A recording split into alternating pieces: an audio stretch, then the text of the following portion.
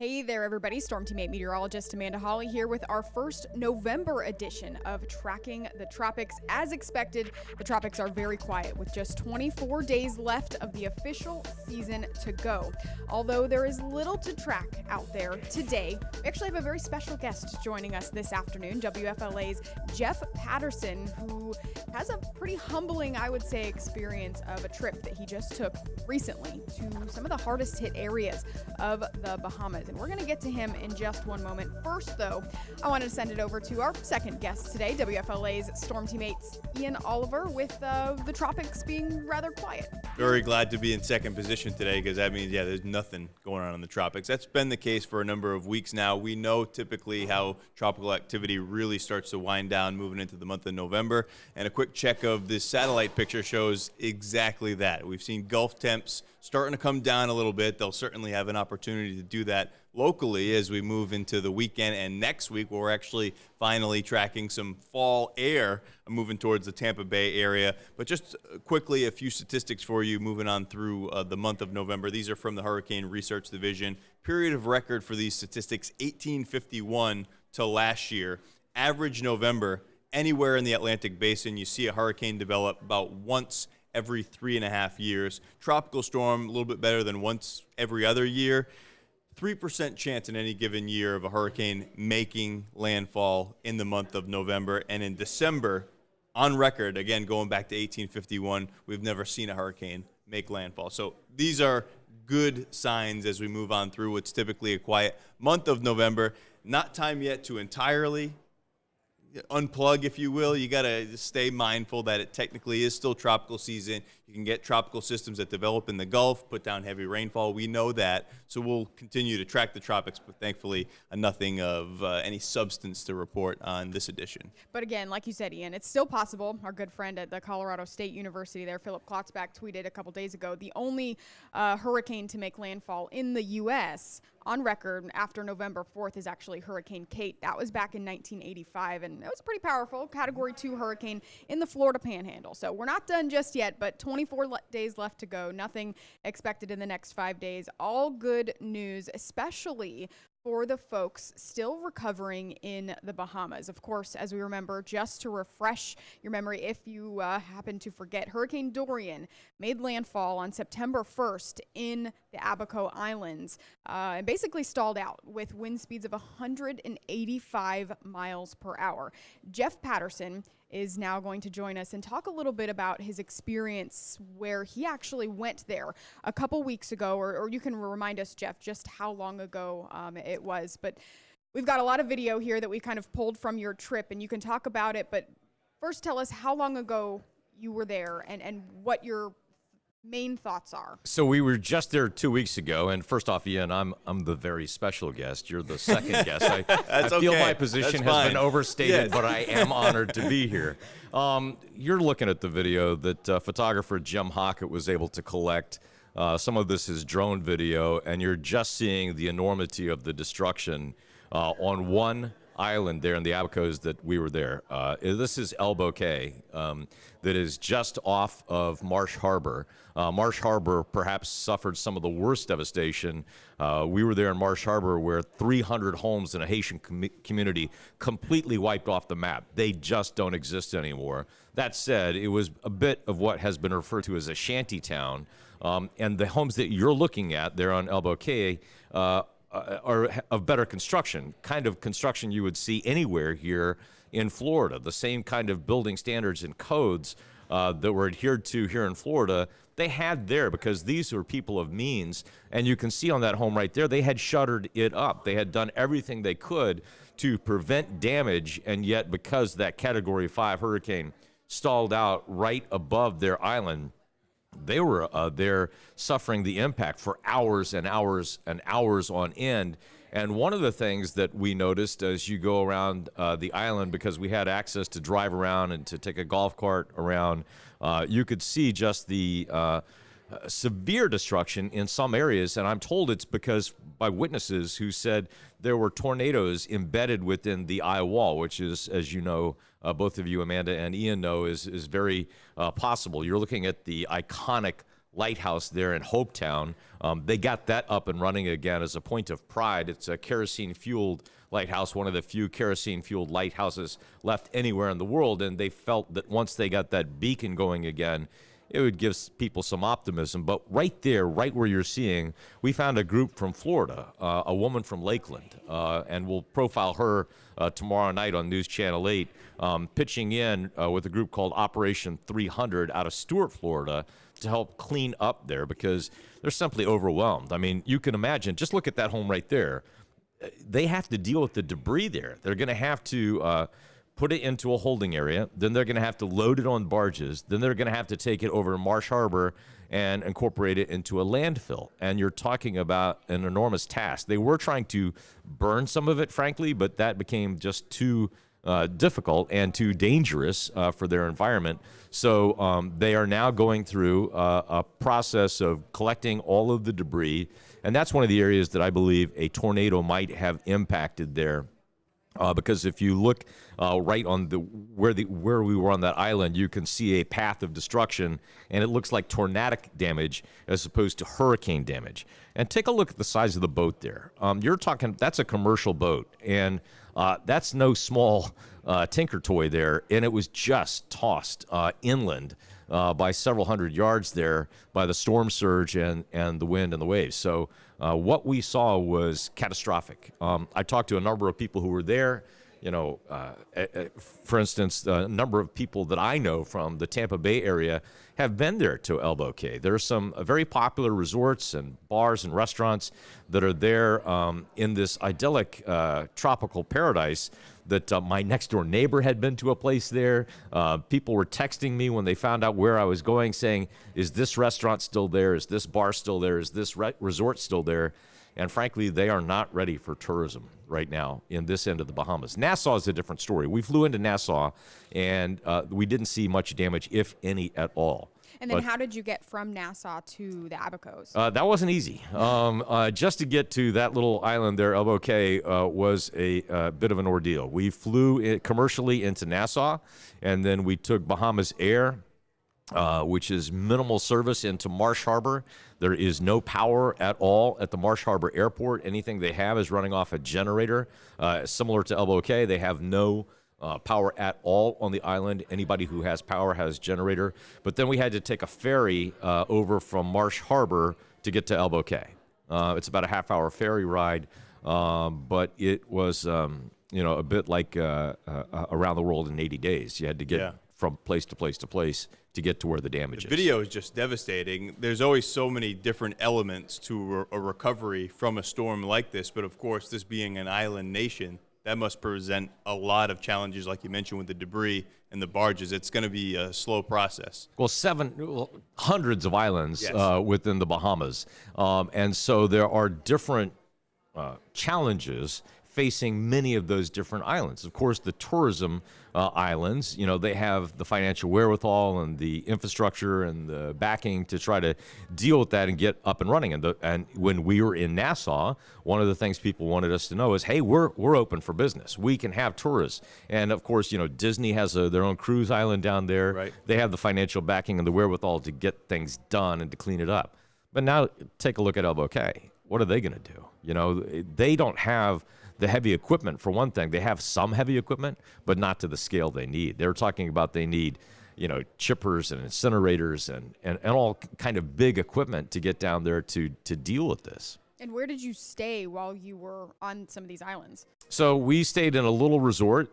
They actually got a room open for us that had been essentially kind of destroyed at Turtle Hill Resort, and they were very nice to get it up and running.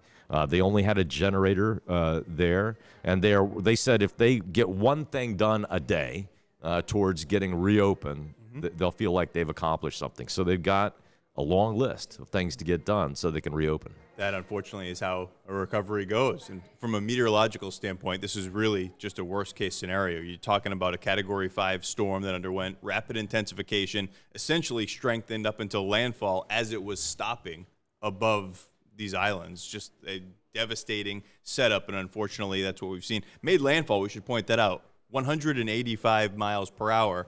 if there are a variety of ways to measure the intensity of a tropical system, minimum central pressure, wind speeds, wind speed at landfall. Wind speed at landfall, this is as strong as it gets on record. It's tied with the Labor Day hurricane of 1935, and that's it for storms with 185 miles per hour. So you've had a long career here at WFLA that's included a ton of tropical coverage, tropical storms and hurricanes. You've covered many, many storms. How did what you see in the Bahamas compare to what you've seen with the many storms you've covered? I think it may be up there as either the worst or certainly among the worst. When we were on Marsh Harbor and saw what had been done to that Haitian community, 300 homes wiped off the map. I mean, there is nothing left. And we're going to profile that in another week, just that one community in Marsh Harbor, and talk to some Haitians who were there during the storm. We went to a church where people lost their lives. They tried to evacuate to a steel-reinforced concrete building. And I could see the rebar in the concrete, and it just collapsed on them. That's where you would feel you would be most safe because it on is. On a hill. So, but the storm surge kept coming up and coming up and coming up, and then the roof collapsed on them. And so I think at least 15 people lost their lives in the church that I was. And it's almost not recognizable as a church anymore. So the level of destruction that I saw was unbelievable. Certainly what Michael did in the Panhandle, in Mexico Beach, we saw some similar damage there. But at least in Mexico Beach, they had heavy equipment that could come in and a year later at least get rid of most of the debris. I think this stuff is going to be there much, much longer. So there's a number of factors that have to go in towards a recovery. And, you need the financial wherewithal and the organizational ability to be able to do that. And right now, I was told by a number of people on the ground by the Bahamian government is simply overwhelmed. They don't necessarily want a lot of American outside help because they are an independent island nation, very resourceful people in and of themselves, and they're trying to work towards that. But it's going to be a long, difficult road for them. Absolutely. So what was the mood of some of the residents still there trying to recover? I would say on Elbow Cay, it was optimistic. Some of them, frankly, are looking at it as an opportunity, and this is something that Florida will want to think about as we move forward. And I know that there is going to be discussion in the Public Service Commission about increasing power rates because they want to bury the electric lines so that we don't suffer major power outages as a result of a storm. And so we saw all over Elbow Cay the power lines, the power poles are snapped in half, some of them snapped in a third, almost off at the ground, and there are power lines down everywhere, and their grid is down completely right now. So they are talking about, one, short term, just getting some power poles up so they can get electricity back to the areas of the island that need it. And there's a power pole right there, snap down. But long term, they want to privatize their electric grid and bury the lines. Number one, it's infrastructure there.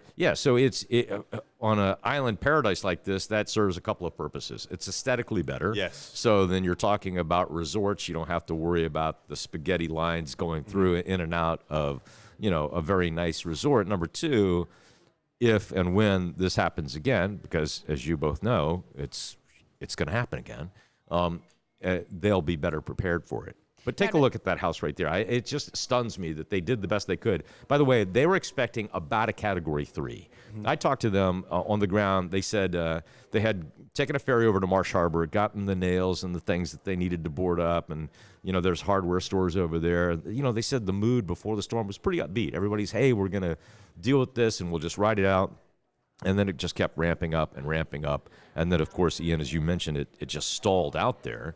And maintained that strength. Which is amazing, Amanda, that it just pummeled them for so long. I talked to a woman she was in her home with her husband, and I think you've seen the video once or twice. A wall of their home just completely collapsed as they were inside because the integrity of the roof structure was compromised by heavy winds, and once the roof lifted up, the wall fell away. Right. And so miraculously, she was on a cell phone with somebody in South Carolina, in Charleston, South Carolina, who said the eye is going to be over you in 10 minutes, and he knew the neighborhood. He said, run to this friend's house down the road, which was concrete home. 15 people did the exact same thing. They all rode out the storm inside of that concrete home, or else they might not have made it. But just getting from one house to the other a half mile or a quarter mile down the road, there were already trees and power lines and boats And water. in the way. So it was, I mean, think about how harrowing that must have been for them to escape one home, try to crawl up and over and around things to get to the next home, even though it's a short distance. It was not an easy thing. Pretty unparalleled. A period of about 2 days where these islands were undergoing major hurricane conditions, intensity and duration. Those are the two factors that really led to the pictures that we're seeing there. But as we mentioned, thankfully, this second half of the season since then, they did see some fringe impacts, but we saw things throttle back very quickly. Now, of course, as we move into the offseason, this long recovery will continue. And one of the things I asked people there, how could the Tampa Bay area deal with something like this? Because they know both this area and that area, and it would be a much different story for us because we have greater population density. We have a lot of things going on here that have to, that will impact that. But I found interesting, and there's the house I was talking about. They've covered it with the tarp there where the wall fell away. But officially, the Bahamian government is only admitting to 57 or under 60 deaths. There are, and it's debatable as to how many are still missing, but anywhere from 600 to 2,500 people missing as a result of this storm. And while we were there, I talked to people who lost friends. They know somebody directly who was literally holding on to a loved one, and then they were just washed out to sea. So, we did not see, I've been to Haiti after the earthquake, and you would see bodies in the streets and everything there. I didn't see that in the Bahamas, thankfully, frankly. But I am aware that there are still a lot of people missing from the storm that will never be found. I imagine, with the 23 feet of storm surge, the wall of water, maybe a lot of them will never be found, unfortunately. Now, again, this was just one of the video here that you're seeing is just from one of the islands that Jeff visited. And over the next couple of weeks, Jeff, you're going to be revealing some more footage from some of the other islands, right? So tomorrow, tell us a little bit about what special you're airing before we close it out. I know you have some other things to get to, but give us a preview of what you've got airing tonight. Tune in tomorrow night at 6, right? Yes, so tomorrow night at 6, we're going to profile this group from Florida, based out of Stuart, Florida, with the group called Operation 300.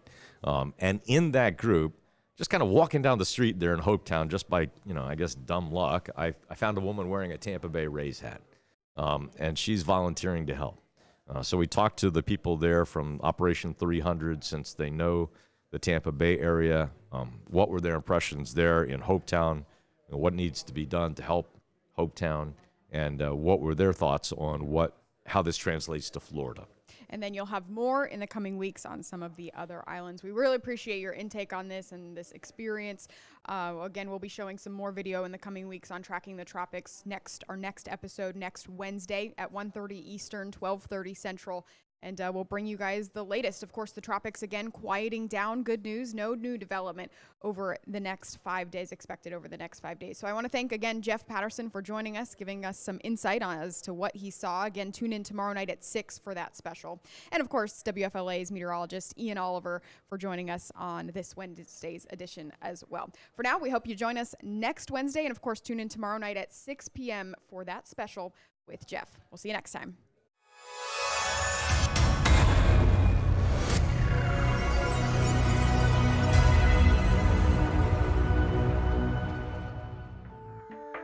Thank you for watching Tracking the Tropics.